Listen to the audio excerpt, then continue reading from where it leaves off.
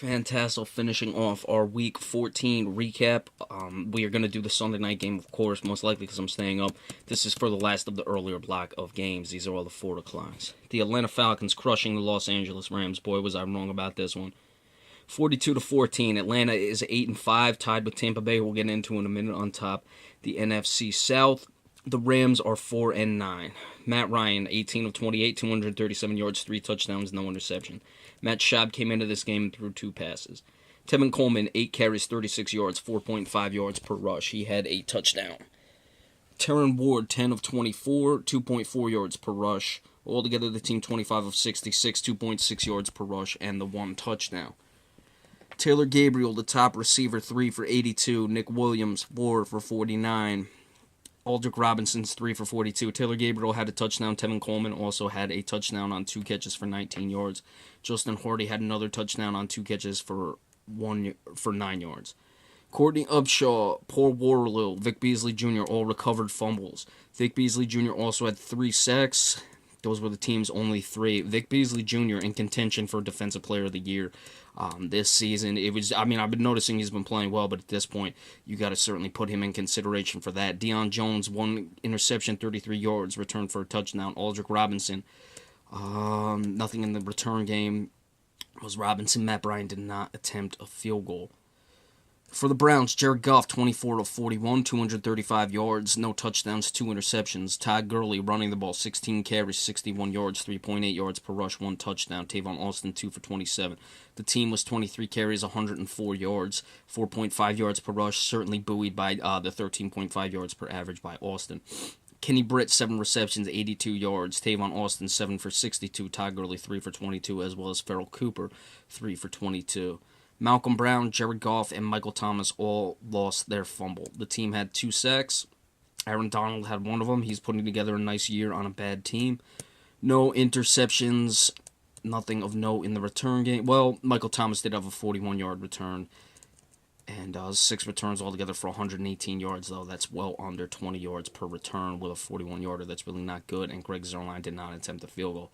So Atlanta, without Julio Jones, was still able to crush a Los Angeles Rams team that doesn't even have that poor of a defense. Matt Ryan was able to get the ball downfield, and Atlanta didn't run the ball particularly well, so I don't think Atlanta really came out with much. The defense for Atlanta, I don't think Los Angeles came out with that much, and the defense for Atlanta was certainly on point, but this Rams offense is really, really bad, so we'll have to take that with a grain of salt and move forward from there, but Atlanta's certainly needing the victory. The Jets coming from behind to beat the 49ers on the road, adding to the San Francisco 49ers misery. Jets get up to 4-9. San Francisco drops to 1-12 and have lost 12 straight. Bryce Petty, 23 for 35, 257 yards, no touchdowns, 1 interception. This is for the Jets. Bilal Powell, 29 carries, 145 yards. That's 5 yards per rush, 2 touchdowns. Bryce Petty, 4 for 19, 4.8 yards per rush. Robbie Anderson, 2 for 12. Altogether, the team 40 carries, 188 yards, 4.7 yards per rush, and the 2 touchdowns. Wonder where that running game was all season. Robbie Anderson, the top receiver, 6 for 99. Austin Seferian-Jenkins, a tight end, which the Jets have struggled to get involved with. A tight end involved. Maybe this is what they need, just a young quarterback, 3 receptions for 55 yards. I'm not sure if Robbie Anderson, he might be a tight end as well. Bilal Powell out of the backfield, 5 for 34, so not surprising where the young quarterback was going with the ball. A lot of safe throws. The team had 2 sacks. Leonard Williams split one of them, and Marcus Williams had the other. Nick Folk, 3 for 3 in his field goals for the 49ers. Colin Kaepernick, 15 of 26, 133 yards, 1 touchdown, no interception. Carlos Hyde, 17 carries, 193 yards, 11.4 yards per rush. Sean Drone, 7 for 32, 4.6 yards per rush. Colin Kaepernick, 3 for 23, 7.7 yards per rush.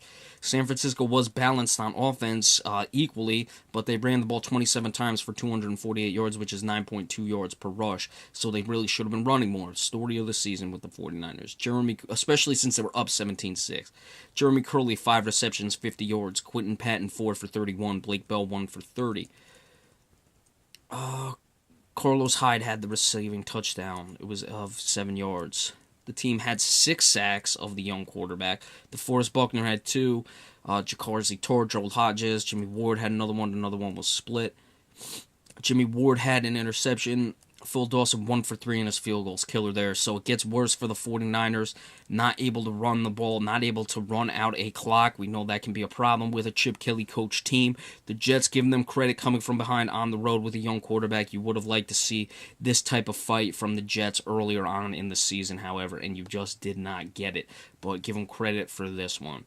Green Bay throttling the Seattle Seahawks 38-10. It was a bad game for Seattle. They dropped to 8-4-1. Green Bay is now up to 7-6. Russell Wilson 22 of 39, 240 yards, 1 touchdown, 5 interceptions. 2 of them came in the end zone.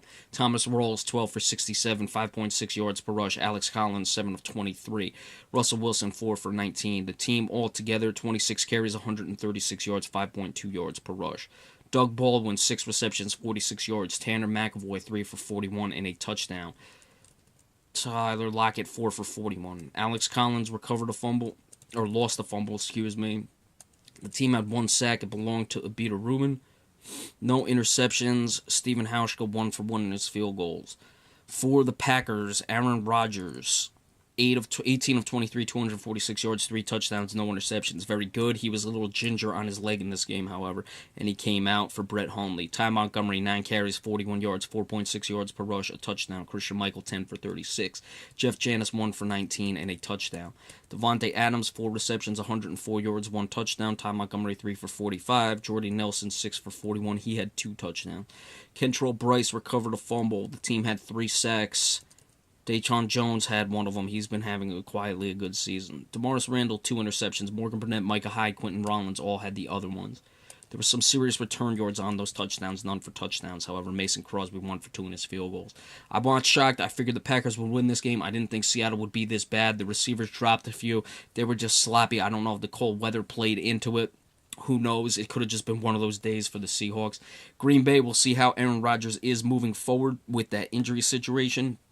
Of course, running is still going to be an issue. Montgomery didn't do too bad in this game, but I'd like to see them get Christian Michael more involved. They were able to do so somewhat in this game. Tampa Bay beating the New Orleans Saints 16-11. New Orleans drops to 5-8. Tampa Bay keeping pace in the NFC South at 8-5, tied with the Atlanta Falcons. Drew Brees 25 of 41, 257 yards, no touchdowns, 3 interceptions. He's had a few of those games this year. Tim Hightower 6 for 31, 5.2 yards per rush. The team altogether 16 carries, 46 yards, 2.9 yards per rush. Not going to get the job done. Willie Snead, 6 receptions, 85 yards. Brandon Cooks, 5 for 61. Brandon Coleman, 5 for 47. Tavares Cadet, 4 for 30. No fumbles. The team had 2 sacks. One of them was split. The other one was Nick Fairley. It's a Nick Fairley sighting. Nothing in the return games. Will Lutz, 3 for 3 in his field goals. Jameis Winston continues to play efficiently, 16 of 26, 184 yards, no touchdowns, but no interceptions. Doug Martin, 23 carries, 66 yards. That's 2.9 yards per rush. He did have a touchdown. Charles Sims, 4 for 17. Jameis Winston, 5 for 16. Cameron Brate, top receiver, 4 for 47. Mike Evans, 4 for 42. Charles Sims, 3 for 33. No fumbles. The team had 1 sack. It was Robert Ayers. Robert Ayers having a good season. Brent Grimes, Keith Tandy, Vernon Hargraves III all had interceptions. Roberto Aguayo 3 for 3 in his field goal. So Tampa Bay, their defense, like we said, good up the middle. It showed with the interceptions today. Didn't really get much pressure on Drew Brees, but Tandy getting an interception. He's a safety. Brent Grimes got one in the slot. So the good up the middle play happened for the Buccaneers. Jameis Winston continues to improve and do enough to win. I'd like to see him take more of a next step getting the ball downfield, but one step at a time for the Buccaneers as of right now. They're certainly on the right track. For New Orleans, like we said, Drew Brees has had a few of these games with too many turnovers, and their season is likely over.